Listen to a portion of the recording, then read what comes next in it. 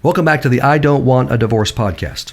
I'm continuing my series based on my brand new updated book from Moody Publishers, Enough is Enough. Subtitle, A Step-by-Step Plan to Leave an Abusive Relationship with God's Help. I'll explain what abuse is, why you can leave your abuser biblically, and exactly how to do it. Not divorce, but separate. Today's topic on this podcast is the stress of abuse is destroying you. If you're in an abusive relationship, this will be very important for you to listen to. If you know someone who's in an abusive relationship, it'll be a good one to share. If you want to help us help spouses in crisis, including those who are being abused, subscribe to this podcast and leave a rating and a review on Apple Podcasts. This will help us grow and help more people. Because so many Christian counselors, as I've made clear before, aren't doing a good job, and pastors certainly not doing a good job in this whole area of abuse. They're clueless. They don't think it's abuse. They minimize it. They redefine it. They blame you. They say you have to submit. It's mishandled. That's not what God says in the Bible. For all my resources on marital crisis, including my phone advice service, go to my website, davideclarkephd.com. That's Clarke with an E. Also on my website, you'll find my brand new video series. We have more value and content coming out like all the time. My brand new video series, Dr. David E. Clarke Teaches Counseling. This series is designed for counselors on every level, professional, non-professional, in the ministry or not. Go to my site to watch the free introductory video. Now, this releases February 4, the series 2022, and as of that date, you can watch the free introductory video.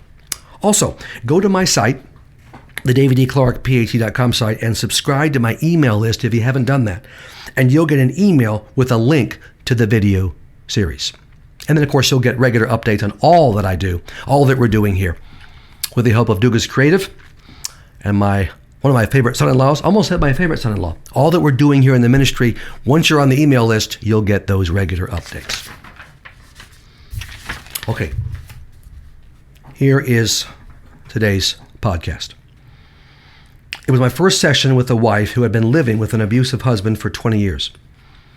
She came alone because he had no interest in wasting time and money on some psychologist quack. Not the first time I've heard that from an abuser. As is the case with many of my clients, she had come to me as a last resort. She told me she was miserable under a huge load of stress and felt hopeless. I have heard that story a million times from abused wives, and frankly, husbands too. This can go either way. In this case, it's a lady. She'd heard about my aggressive, tough love approach and wanted to know if it fit her situation. Oh yeah, it did. Because of the abuse her husband dished out on a regular basis, she was experiencing pain and deterioration in every area of her life. Abuse destroys you over time. The bottom line is, abuse is one person slowly destroying another person. Physically, she was a wreck. She was exhausted most of the time, frequent headaches, stomach problems, a compromised immune system. Her doctors couldn't find a reason for her physical symptoms. I told her I knew exactly the reason for her physical symptoms. Emotionally, she was a wreck. She couldn't sleep well, was depressed, felt anxious much of the time. She'd had a few panic attacks, which terrified her. Her self-esteem was just about non-existent. Her previous counselors couldn't find a psychological cause for all her emotional problems. I told her I knew exactly the source of her psychological symptoms. Spiritually, she was a wreck as well. She still loved God, but felt increasingly distant from him, as many abuse victims do. Her prayers, her Bible reading, and her quiet times with God all had become empty and frustrating, and were not bringing her the peace she had experienced in the past. She was far from a joyful, peace-filled Christian. Abuse will also rob you of your relationship with the Lord. Her pastor couldn't find a spiritual reason for her problems with God. I told her I knew exactly the reason for her spiritual symptoms. I told her what she already knew deep inside but didn't want to admit to herself. Her abusive husband was causing her breakdown in these three areas. She was suffering a slow, painful death. I told her that when she got away from the abuser, she would regain her physical, emotional, and spiritual health. That's exactly what's happened to hundreds of abused women I've worked with, and frankly, men too, if the wife is the abuser. In a pleading voice, my client said to me, "But I want to save my marriage. I don't want a divorce. I want a better marriage." In words I use with all my clients, I told her, "I agree with you. I don't want you to get a divorce either. You will never hear me recommend divorce.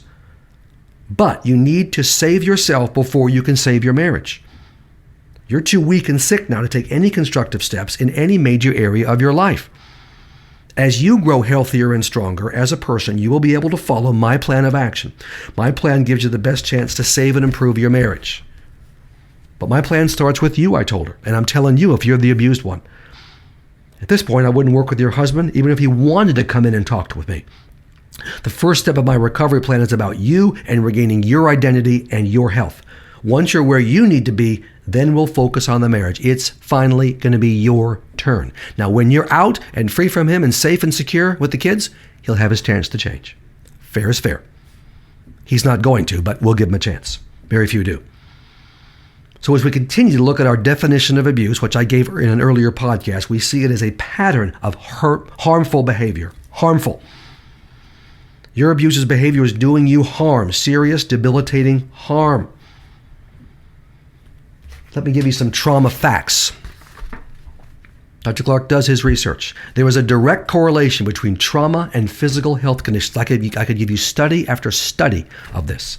The trauma causes it. And you're in trauma if you live with an abuser. Diabetes, COPD, heart disease, cancer, high blood pressure, you name it. And trauma is causing this physical issue. Wherever you are weak physically, genetically, and families have weaknesses, that's where the trauma of abuse will attack you. If you live with an abuser, you have PTSD. I'm telling you, post-traumatic stress disorder, no question. In fact, your PTSD is worse than PTSD that occurs after only one awful traumatic event. Okay, that's bad enough. Your abuse is ongoing. Your trauma never stops.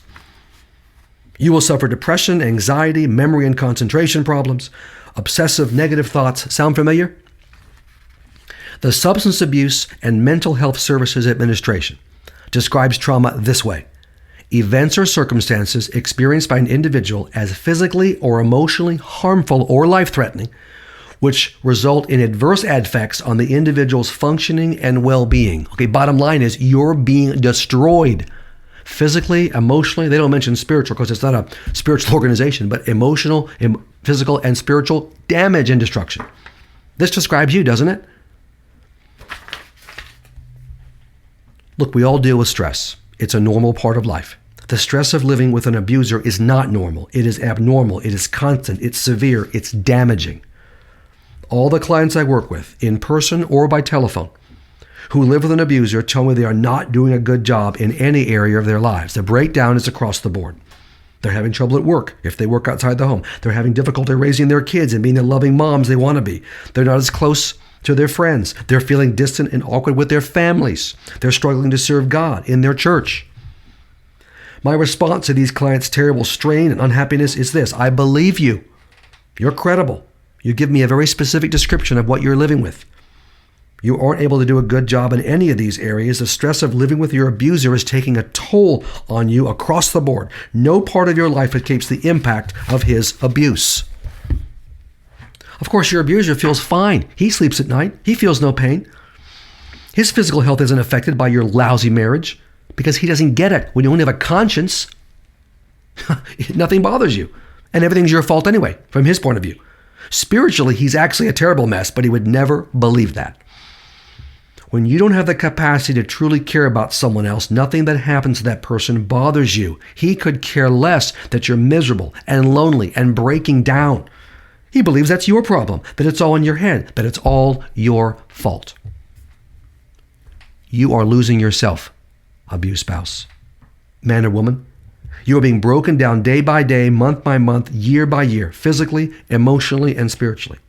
You will reach the point, if you have not already, where you don't recognize yourself anymore. You're allowing him to rip from you your self-worth, your identity, your sense of value as a person, your feelings of dignity. Soon there will be nothing left of you. He's taking everything from you. You're not living, you're surviving, barely. Here's what one woman told me about the abuse she has lived with in her marriage. This could be you. We've been married 20 years, she said. It took me 15 years to figure out that my husband was an abuser. So many ladies aren't even aware of it. Even men, wouldn't even call it abuse, don't want to go there. She says, I didn't want to see that or believe it, that it was abuse. It took another 5 years to completely grasp and accept his unwillingness even to acknowledge his treatment of me and to change. I spent years suppressing his painful words and actions, trying to forget many of the nasty things he'd done to me and our kids.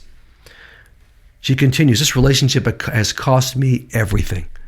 He started to cry at this point. I am at a point now where I would rather not live than wake up one more day living in fear, isolation, and misery. That's a breakdown. I feel like I'm trapped in a prison. The pain is so consuming and overwhelming.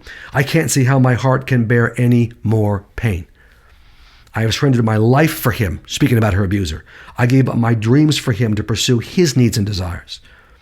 I don't know who I am anymore. I'm not the person I once was. Now that, if you want sad, that's sad.